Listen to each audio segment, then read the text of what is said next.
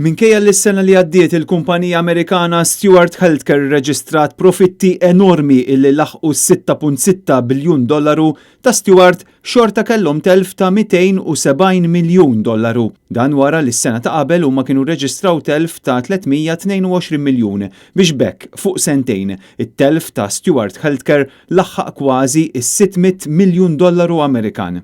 Il-ġurnal di Boston Globe illi qed jiġi kwotat f'pajjiżna mill-Gazzetta di Malta Business Weekly juri biċċar kif Stewart fl-aħħar sentejn akkwistaw sptarijiet li kienu jirrekjedu ħafna investiment u spejjeż operattivi kbar. Stewart topera total ta' 37 sptar u apparti l-isptarijiet li għandhom l-Amerika, l-uniku investimenti li għamlu barra l-Istati Uniti kien biss f'Malta. L-isem ta' Stewart Healthcare huwa wieħed relattivament ġdid għall-industrija bil-bidu tagħhom ikun fl-2010.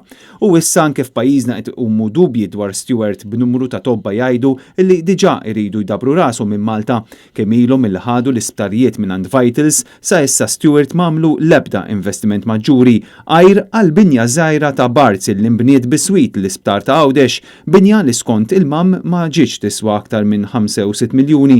Il-modell li ntuża inizjalment ma' Vitals li Vitals għal minn kienu għal fejn marru. Sewa, u li ma' Stewart li għal kumpanija Amerika, dak il-modell falla. Fil-budget tas-sena d-dieħla l-Gvern se jkun qed joħroġ mal-50 miljun euro lil Stewart Healthcare bid-domanda tibqa' fejn qed imorru dawn il-flus. Mhux hekk biss, iżda huwa ċar illi minn sena l-oħra l-allokazzjoni finanzjarja li Kastilja qed tagħti lil Stewart qed tiżdied b'10 miljun euro. Il-kap tal-Partit Nazzjonalista Adrian Delija għadu qed jinsisti li l-Gvern għandu jieħu lura l-isptarijiet li huma tan-nies u anke hemm kawża pendenti l-qorti illi fetaħ Adrian Delija nnifsu.